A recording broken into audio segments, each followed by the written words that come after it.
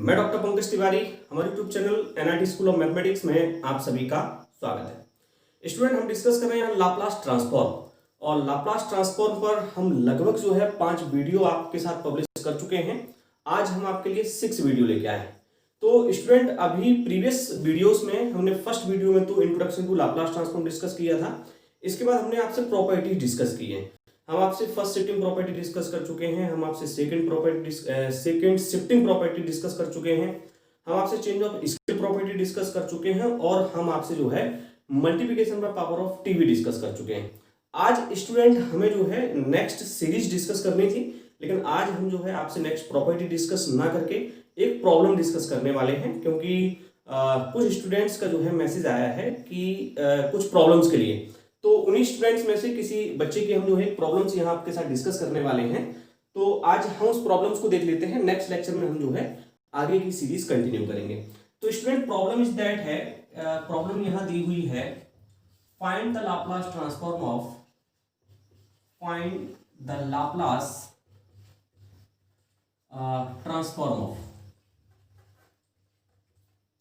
Sign under root T.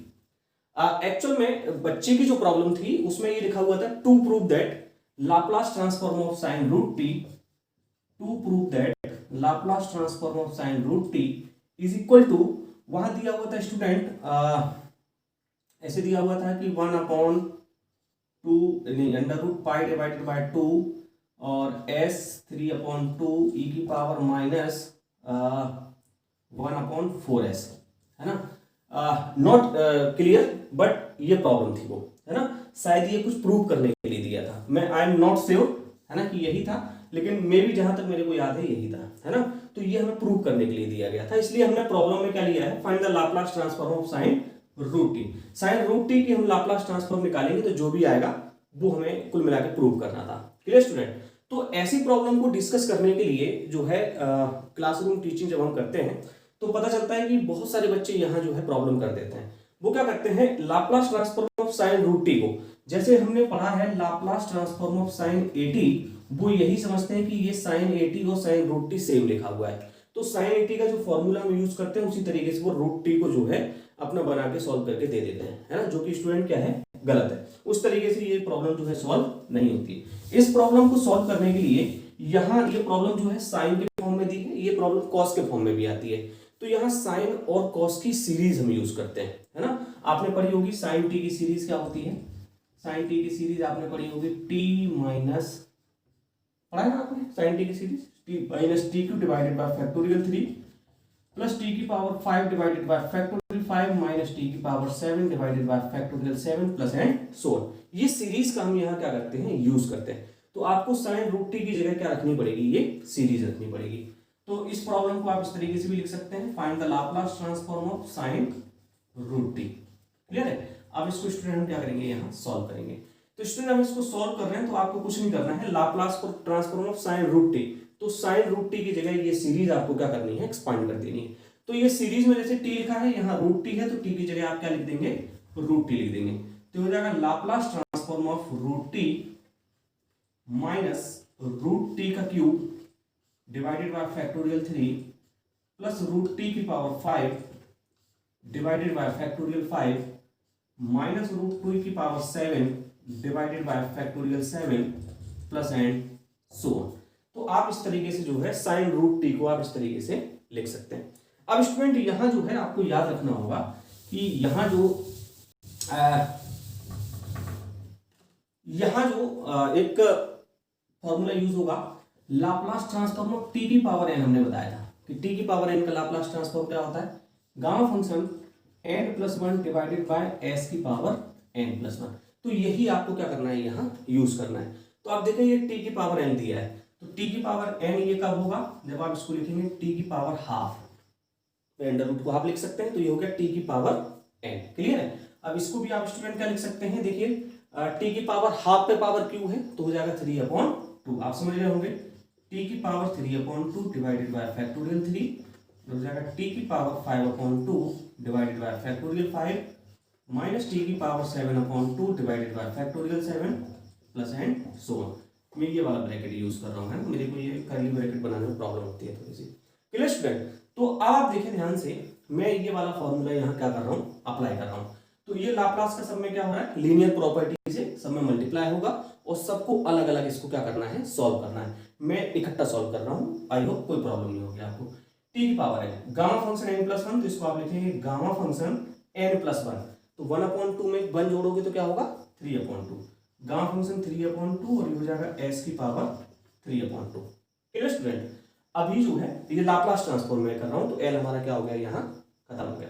अब student आप इसको ध्यान से देखेंगे, ये लिखा हुआ है देखो माइनस, और ये देखिए t की पावर 3/2, तो गामा फंक्शन n+1, तो गामा फंक्शन 3/2 में 1 जोड़ोगे तो 5/2 होगा, और ये फैक्टोरियल 3 सेम लिखा है, और इसको आप क्या लिख सकते हैं, s की पावर 5/2। क्लियर है? और इसी तरीके से इसको लिखेंगे 5/2 में एक ऐड करेंगे आप तो 7/2 होगा, और इसको लिखेंगे फैक्टोरियल 5 s की पावर 7/2। आगे बढ़ेंगे स्टूडेंट, तो 7/2 में आप फिर से ऐड करेंगे तो गामा फंक्शन होगा 9/2, इसको लिखेंगे फैक्टोरियल 7 और s की पावर हो जाएगा 9/2 और प्लस एंड सो ऑन, और इसको हमने क्या कर दिया, ब्रैकेट में क्लोज कर दिया। Clear student? अब इसको हमें क्या करना है, सॉल्व करना है। लाप्लास ट्रांसफॉर्म तो हम फाइंड आउट कर चुके हैं, लेकिन हमें इसको क्या करना है, सॉल्व करना है, और सॉल्व करके हमें जो है, हमने कुछ लिखा था उसको क्या करना है, प्रूव करना है। तो अब स्टूडेंट इसमें देखो क्या करते हैं, आप ध्यान से देखें कि मैं पहले गामा फंक्शन आपको बता दूं। गामा फंक्शन जब हम सॉल्व करते हैं तो गामा फंक्शन सॉल्व करने का तरीका जो है बिल्कुल फैक्टोरियल की तरह होता है, लेकिन जैसे गामा फंक्शन दिया हुआ है 5/2 और गामा फंक्शन 5/2 को हम सॉल्व करेंगे तो ये स्टार्ट होता है n-1 से, मतलब 5/2 दिया है तो स्टार्ट होगा 3/2 से, 3/2 में फिर -1 करोगे तो 1/2 होगा, और 1/2 में -1 करोगे तो नेगेटिव पहुंच जाएगा, है ना। तो यहाँ फिर हम क्या लिखते हैं, √π लिखते हैं। मतलब अगर गामा फंक्शन 5/2 की बात करें तो वैल्यू ये होगी। अगर हम गामा फंक्शन 7/2 की बात करें तो 7/2 है, इसमें से एक माइनस करो तो होगा 5/2, 5/2 में से माइनस करो 3/2, 3/2 में से माइनस करो 1/2, फिर जाके होगा √π। तो इस तरीके से क्या होता है, गामा फंक्शन हमारा सॉल्व होता है। तो पहले हम इन गामा फंक्शन को क्या कर लेते हैं, यहाँ सॉल्व कर लेते हैं। जब स्टूडेंट आप गामा फंक्शन को सॉल्व करेंगे तो जैसे दिखा है गामा फंक्शन 3/2, तो हो जाएगा 1/2 इंटू √π। क्लियर है? और डिवाइडेड बाय s की पावर हो जाएगा 3/2। अब आप यहाँ पहुंचे, 5/2 है तो होगा 3/2 इंटू 1/2, और इसको आप लिखेंगे √π, और डिवाइडेड बाय, देखिए फैक्टोरियल 3 दिया है तो फैक्टोरियल 3 n से स्टार्ट होता है, तो हो जाएगा 3 इंटू 2 इंटू 1, और s की पावर हो जाएगा 5/2। आगे बढ़ेंगे स्टूडेंट, प्लस अब देखिए 7/2 है, आप गामा फंक्शन अप्लाई करेंगे तो क्या होगा, 5/2 होगा, 5/2 के बाद 3/2 होगा, 3/2 के बाद 1/2 होगा, फिर √π होगा, डिवाइडेड बाय फैक्टोरियल 5 है तो होगा 5 इंटू 4 इंटू 3 इंटू 2 इंटू 1, और s की पावर हो जाएगा 7/2। आगे बढ़ेंगे स्टूडेंट, माइनस लिया है और गामा फंक्शन 9/2 है तो होगा 7/2, 7/2 के बाद 5/2, 5/2 के बाद 3/2, 3/2 के बाद 1/2, और फिर हो जाएगा आपका √π, और डिवाइडेड बाय फैक्टोरियल 7 लिखा है तो स्टूडेंट होगा 7 into 6 into 5 into 4 into 3 into 2, और s की पावर हो जाएगा 9/2 प्लस एंड सो ऑन। तो अब इसको क्या करना है, हमें सॉल्व करना है। सॉल्व करेंगे तो देखो कुछ कैंसिल हो रहा होगा। क्या कैंसिल हो रहा है, सबसे पहले आप देखें, ये जो है आपका, ये देखो 2 तो नीचे आएंगे, तो ये सबसे पहले तो आपका 3 से 3 कैंसिल हो रहा है। यहाँ आप देखें तो ये 5 से 5 कैंसिल हो रहा है, ये 3 से ये आपका 3 कैंसिल हो रहा है ना। और ये देखिए 7 से 7 कैंसिल हो रहा है, 5 से 5 कैंसिल हो रहा है, 3 से 3 कैंसिल हो रहा है। क्लियर है? बाकी की सारी चीजें रहेंगी। अब आप देखिए यहाँ कुछ कैंसिल नहीं हो रहा है, तो ये पूरा पोर्शन हम क्या करेंगे, कॉमन ले लेंगे। तो कॉमन आप देखें तो कॉमन आपका क्या आ रहा है, ये आ रहा है आपका √π, तो ये आ जाएगा 1/2 √π डिवाइडेड बाय s की पावर 3/2। इस पूरे को हमने क्या निकाल लिया, कॉमन निकाल लिया। जब आप कॉमन निकालोगे तो स्टूडेंट यहाँ 1 होगा, यहाँ माइनस होगा, है ना। अब आप देखें यहाँ बच क्या रहा है, देखिए आपका ये वाला 2 तो आपका कॉमन में चला गया, और ये √π भी चला गया, है ना। s की पावर आपका 3/2, और 3/2 में से आपका क्या चला गया, 5/2 में से 3/2 चला गया। तो आप यहाँ समझ लें कि 5/2 में से जब 3/2 जाएगा तो ये हो जाएगा आपका 2 डिवाइडेड बाय 2, मतलब 1 बच रहा है ना, मतलब s बच रहा है, और 2 बाहर 2 2 4, तो ये बच रहा है स्टूडेंट 1/4s। क्या बच रहा है स्टूडेंट, 1/4s। तो अब हमें ये ध्यान रखना है कि 1/4s जो बच रहा है ना, हर पार्ट में 1/4s बचना चाहिए। तो जब अगले नेक्स्ट पार्ट में हम पहुंचेंगे ना, तो यहाँ देखिए 1/4s तो हमें बचानी है। क्या बचाना है? 1/4s।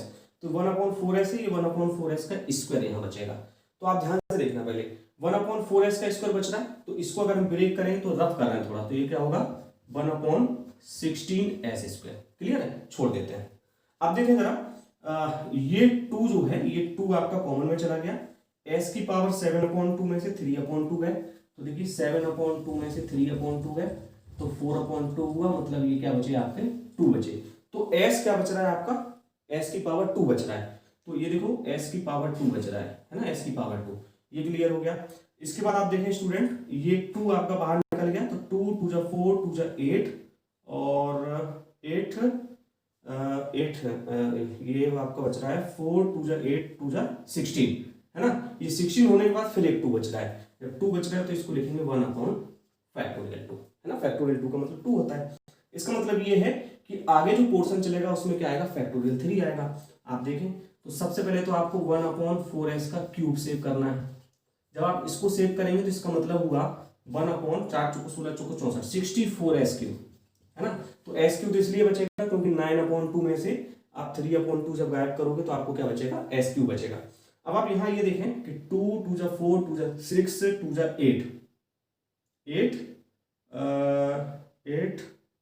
16 चौको 64। क्लियर है? देखो 2 दूनी 4 दूनी 8 दूनी 16 चौको 64, और ये वाले 2 ये बाहर हो गए। अब ये 6 बच रहा है। 6 क्या होता है? फैक्टोरियल 3। तो यहाँ है 1/3 और प्लस एंड सो ऑन।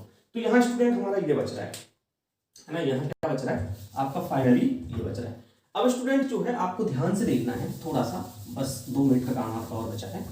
थोड़ा सा कुछ चीजें आपको ध्यान से देखनी है। ये लिखा हुआ है 1 - 1/4s प्लस 1/4s का होल स्क्वायर फैक्टोरियल 2 - 1/। तो आपको स्टूडेंट याद होगा हमने एक्सपोनेंशियल फंक्शन पढ़ा है e की पावर x, और e की पावर x की सीरीज होती है हमारी 1 + x + x² divided by factorial 2 plus x³ divided by factorial 3 and so on. लेकिन यहाँ स्टूडेंट देखिए आप 1 है, x है, x² फैक्टोरियल 2 है, x³ फैक्टोरियल 3 है, लेकिन साइन कैसे है? अल्टरनेट है। तो अल्टरनेट साइन किसमें आते हैं? e की पावर -x की सीरीज में। तो यहाँ हो जाता है 1 - x प्लस, और यहाँ हो जाता है minus plus and so. Clear है? तो स्टूडेंट ये सीरीज बन रही है आपकी एक्सपोनेंशियल फंक्शन की। तो इसको स्टूडेंट आप किस तरीके से लिख सकते हैं जरा देखें। ये लिखा हुआ है 1/2 √π s की पावर 3/2, दोबारा कॉमन था, और ये सीरीज बन रही है आपकी एक्सपोनेंशियल फंक्शन की, और एक्सपोनेंशियल फंक्शन है e की पावर माइनस, अब x की जगह यहाँ क्या दिया है? 1/4s, तो मैं लिख दिया 1/4s। तो स्टूडेंट इसका मतलब ये है कि Laplace transform of sign √t जो हमने फाइंड आउट किया है वो क्या आएगा? 1/2 √π s की पावर 3/2 e की पावर -1/4s। तो आई होप स्टूडेंट हमने यही लिखा था, और यही बच्चे ने हमसे पूछा था प्रूव करने के लिए। तो इसको हम इस तरीके से क्या करेंगे? प्रूव करेंगे। तो आई होप स्टूडेंट आपको ये चीजें समझ आई होंगी कि साइन √t को हमें किस तरीके से सॉल्व करना है। ये प्रॉब्लम जो है स्टूडेंट आरजीपीवी भोपाल की अगर बात करें तो 7 नंबर की प्रॉब्लम है, और मैक्सिमम मार्क्स में आपसे पूछी जाती है। लॉन्ग टाइप के क्वेश्चंस में आपको इससे डिस्कस करना होता है। अब स्टूडेंट यहाँ एक SW है, मैं आपको यही बता दूं, हमने जो है लाप्लास ट्रांसफॉर्म साइन √t निकाल के दिखाया। आप जो है cos √t को जो है यहाँ फाइंड आउट करेंगे, और आप चाहें तो इसका आंसर भी हमारे साथ डिस्कस कर सकते हैं, और इफ इन केस अगर आपसे प्रॉब्लम नहीं बनती आप तब भी हमसे बात कर सकते हैं। आई होप स्टूडेंट आपको ये लेक्चर पसंद आया होगा, आपको ये प्रॉब्लम पसंद आई होगी, और इसी तरीके से आप जो है हमें लिखते रहिए, हमसे पूछते रहिए, और भी कुछ प्रॉब्लम्स अगर आपकी हैं तो हम उनको भी सॉल्व करके आपको देंगे, है ना। तो स्टूडेंट वीडियो को लाइक करें, शेयर करें, चैनल को सब्सक्राइब करें। Thank you so much guys.